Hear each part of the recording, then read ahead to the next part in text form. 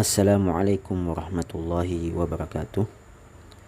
Insyaallah hari ini kami akan mereview buku yang berjudul Beberapa Pelajaran Penting untuk Segenap Umat. Judul asli ini dalam bahasa Arab berjudul Ad-Durusul Muhimmatu Li'ammatil Ummah. Karangan Syekh yang bernama Abdul Aziz bin Abdullah bin Baz yang diterjemahkan oleh Mudzakir Muhammad Arif.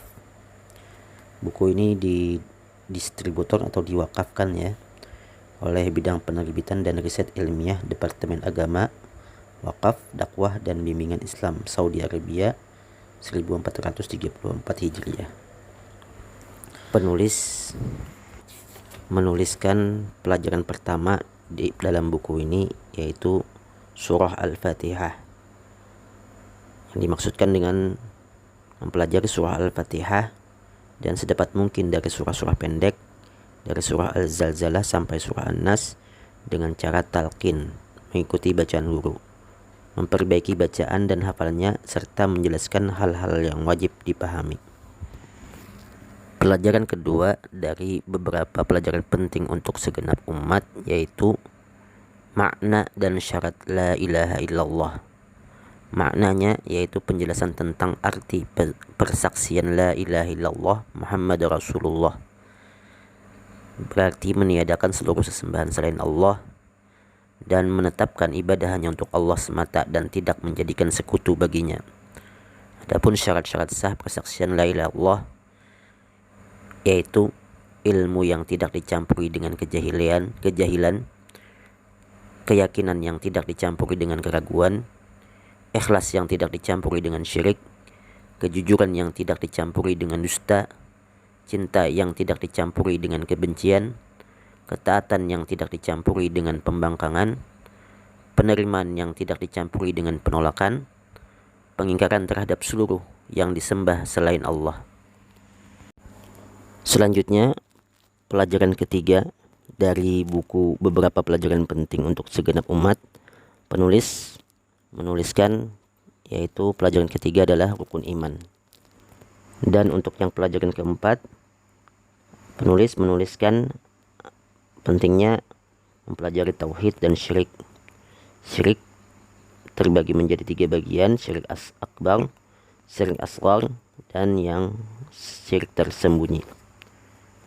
Kemudian untuk pelajaran selanjutnya yaitu pelajaran yang kelima, hendaknya umat mempelajari tentang rukun Islam.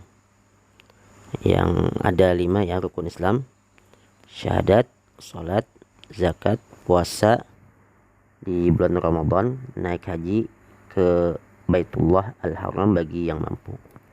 Kemudian pelajaran yang keenam, hendaknya umat mempelajari tentang syarat-syarat sholat. Ada niat ya, Islam, berakal, tamyiz, tidak berhadas, menghilangkan najis, menutup aurat, tiba waktu sholat, menghadap kiblat, dan niat. Kemudian untuk pelajaran yang ketujuh, hendaknya umat mempelajari tentang rukun-rukun sholat. Di antaranya berdiri jika mampu, takbiratul ihram, membaca surah Al-Fatihah, ruku', i'tidal setelah ruku', sujud atas 7 anggota tubuh, bangkit dari sujud, duduk antara 2 sujud, tuma'ninah, tenang artinya ya, tertib, tasyahud akhir, duduk pada tasyahud akhir, bersolawat untuk Nabi SAW, kemudian 2 kali salam. Kemudian untuk pelajaran ke-8, hendaknya umat mempelajari tentang kewajiban-kewajiban sholat. Selanjutnya pelajaran yang ke-9, penulis menuliskan di sini umat hendaknya mempelajari bacaan tasyahud. Di sini dituliskan bacaan tasyahud ya. Kemudian untuk yang pelajaran ke-10, hendaknya umat mempelajari tentang sunat-sunat sholat. Ada beberapa sunat-sunat sholat, yaitu membaca iftitah, bersedekap, meletakkan telapak tangan kanan di atas tangan kiri, di atas dada pada saat berdiri sebelum ruku dan setelahnya, dan seterusnya. Kemudian untuk pelajaran ke-11, penulis menuliskan pelajaran penting yang harus dipelajari umat, yaitu hal-hal yang membatalkan sholat. Di antaranya berbicara dengan sengaja, tertawa, makan, minum, membuka aurat, menyimpang jauh dari arah kiblat, banyak bergerak dengan gerakan-gerakan yang tidak perlu, yang berturut-turut, kemudian batal wudhu. Kemudian pelajaran selanjutnya, penulis menuliskan pelajaran yang penting untuk dipelajari umat adalah mempelajari tentang syarat-syarat wudhu. Di antaranya syarat-syarat wudhu: Islam, berakal, tamyiz, niat, meneruskan niat dengan tidak berniat untuk menghentikannya sampai selesai wudunya. Hal-hal yang mewajibkan untuk wudu telah hilang. Istinja, bersuci dengan air, atau istijmar, bersuci dengan batu sebelum wudu bagi yang selesai buang air. Kemudian air yang dipakai berwudu suci dan mubah. Kemudian menghilangkan apa yang menghalangi sampainya air ke kulit. Dan yang terakhir, tiba waktu sholat bagi orang yang hadasnya terus-menerus karena sakit. Kemudian pelajaran yang ke-13 yang penting untuk dipelajari segenap umat adalah hal-hal yang wajib dan sunnah dalam wudu. Kemudian untuk yang pelajaran ke-14, umat hendaknya mempelajari tentang hal-hal yang membatalkan wudu. Kemudian catatan penting ya. Catatan penting, adapun memandikan jenazah, maka yang benar adalah bahwa ia memandikan jenazah tidak membatalkan wudu. Hal inilah pendapat kebanyakan ulama karena tidak adanya dalil yang menyatakan hal itu, yakni bahwa batal wudu karena memandikan jenazah. Kecuali jika orang yang memandikan jenazah itu menyentuh kemaluan si mayit dengan tangannya tanpa pembatas, maka ia wajib wudu. Dan yang wajib bagi orang yang memandikan jenazah adalah tidak menyentuh kemaluan si mayit melainkan dengan pembatas.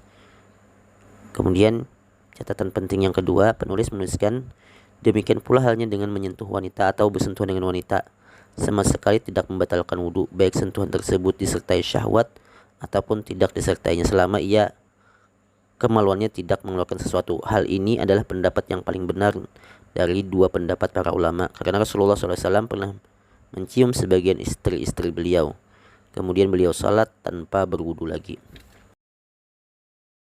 Selanjutnya pelajaran yang ke-15 adalah akhlak mulia. Berakhlak dengan akhlak yang disyariatkan bagi setiap muslim seperti jujur, bertanggung jawab, menjaga kesucian, malu, berani, dermawan, menepati janji, menjauhi seluruh yang diharamkan Allah, berlaku baik dengan para tetangga, membantu orang-orang yang memerlukan bantuan sesuai kemampuan, dan akhlak-akhlak lainnya yang dijelaskan dalam Al-Quran dan As-Sunnah sebagai akhlak yang disyariatkan. Pelajaran selanjutnya yaitu pelajaran yang ke-16, yaitu adab-adab Islamiyah. Beradab dengan adab-adab Islamiyah antara lain mengucapkan salam, muka berseri, makan dan minum dengan tangan kanan, membaca basmalah, bismillah di saat mulai makan, membaca hamdalah, alhamdulillah di saat selesai makan, mengucapkan alhamdulillah setelah bersin, menjawab orang bersin jika ia mengucapkan alhamdulillah dengan mengucapkan padanya ya rahamukallah. Memperhatikan adab-adab yang disyaratkan pada saat masuk masjid, keluar masuk rumah, bepergian dalam perjalanan, dengan kedua orang tua, dengan para kerabat dan para tetangga, dengan orang-orang yang lebih tua, dengan orang-orang yang lebih muda, mengucapkan tahniyah selamat kepada orang yang mendapatkan kelahiran anak, mengucapkan selamat, mendoakan agar mendapatkan berkah kepada orang yang menikah, mengucapkan takziah, ucapan duka cita terhadap orang yang mendapatkan musibah di saat berpakaian, membuka pakaian, dan dalam beralas kaki. Selanjutnya pelajaran terakhir dari buku beberapa pelajaran penting untuk segenap umat, yaitu adalah penyelenggaraan jenazah dan tata cara sholat jenazah. Penjelasan tentang tata cara penyelenggaraan dan sholat jenazah sebagai berikut. Yang pertama, jika telah diyakini kematian seseorang, maka kedua matanya dipejamkan, kedua rahangnya dirapatkan. Kemudian yang kedua, wajib hukumnya memandikan mayit muslim, kecuali bila ia syahid wafat di medan perang, maka ia tidak dimandikan dan tidak disolati, lalu dimakamkan dengan pakaiannya, karena Nabi SAW tidak memandikan dan tidak mensolati orang-orang yang wafat atau syahid pada perang Uhud. Kemudian yang ketiga adalah tata cara memandikan mayit. Penting untuk mempelajari bagaimana tata cara memandikan mayit, karena penulis sudah menuliskan di sini di buku ini ada 13 cara memandikan mayit. Kemudian yang keempat, bagaimana cara mengkafani mayit. Ada tata caranya mengkafani mayit, dijelaskan ada 7 poin yang ditulis oleh penulis di buku beberapa pelajaran penting untuk segenap umat. Kemudian yang kelima, yang paling berhak memandikan, mensolati. Nah, itu juga dijelaskan oleh penulis di sini. Ada 3 poin yang ditulis oleh penulis. Di antaranya adalah yang paling berhak memandikan, mensolati, dan menguburi mayit pria adalah orang yang telah menerima wasiat untuk itu. Kemudian bapaknya, lalu kakeknya, kemudian yang terdekat dari kerabatnya yang pria. Kemudian yang paling berhak untuk mayit wanita adalah wanita yang menerima wasiat untuk itu, kemudian ibunya, lalu neneknya, kemudian yang terdekat dari kerabatnya yang wanita. Kemudian yang paling berhak untuk memandikan bagi suami istri adalah pasangannya, karena Abu Bakar As-Siddiq radhiyallahu anhu dimandikan oleh istri beliau. Demikian pula halnya dengan Ali bin Abi Thalib radhiyallahu anhu memandikan mayit istrinya beliau Fatimah radhiyallahu anha. Kemudian yang selanjutnya tentang penyelenggaraan tata cara jenazah ya, penyelenggaraan jenazah dan tata cara sholatnya. Yang keenam, yaitu bagaimana tata cara sholat jenazah. Yang pertama yaitu dengan melakukan takbir 4 kali. Setelah takbir pertama membaca surah Al-Fatihah. Jika ia membaca surah pendek 1 atau 2 ayat setelah Al-Fatihah, maka hal itu lebih baik berdasarkan hadis sahih yang menjelaskan hal itu, riwayat Ibnu Abbas. Kemudian takbir kedua membaca sholawat sebagaimana sholawat dalam tasyahud. Kemudian yang takbir ketiga membaca doa ya. Kalau dia laki-laki pakai dhamir hu, kalau yang perempuan pakai dhamir ha. Kemudian setelah takbir keempat kemudian salam. Demikianlah setelah pembahasan yang terakhir tadi, berakhir pula review buku kita pada video kali ini, yang kita review dengan judul buku beberapa pelajaran penting untuk segenap umat, atau dalam bahasa Arabnya Ad-Durus Al-Muhimmah Li'ammah Al-Ummah, karya Syekh Abdul Aziz bin Abdullah bin Bas. Semoga kita bertemu lagi di lain waktu dengan buku yang berbeda lagi, insyaallah. Assalamualaikum warahmatullahi wabarakatuh.